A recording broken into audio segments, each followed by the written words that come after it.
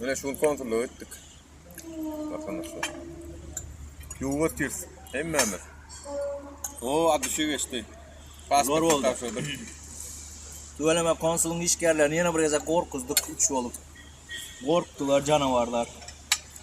Ben şu karnımı hatırak onları kendiler. Şu madem dille atıyoruz. Dokumentlerini tavşırdı. Daşka indi almalı. Bir hafta son. Şu anda yine buluşacağız.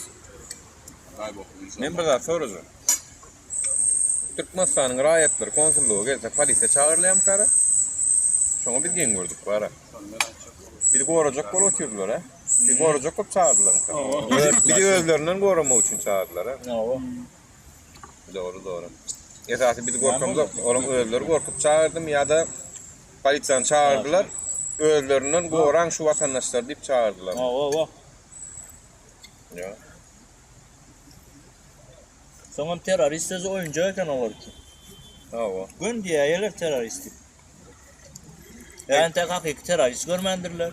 Ya oğru da at diyse yine, oğru diyse çift sat ya bağlarda diyse ha. Hepsine diyse oluyor da onu. Ay o çift sat görün diyse oluyor. Ay oğru diyse oluyor. Ay narkoman diyse terörist. No gavat gölünü elmek görmerlerdir ha. Şeyler. Yok terörist girip içeride oçura duruşuna hayran galen espak oyunu. Oçura durup ondan terörist oluyor. Day bok görüşürüz.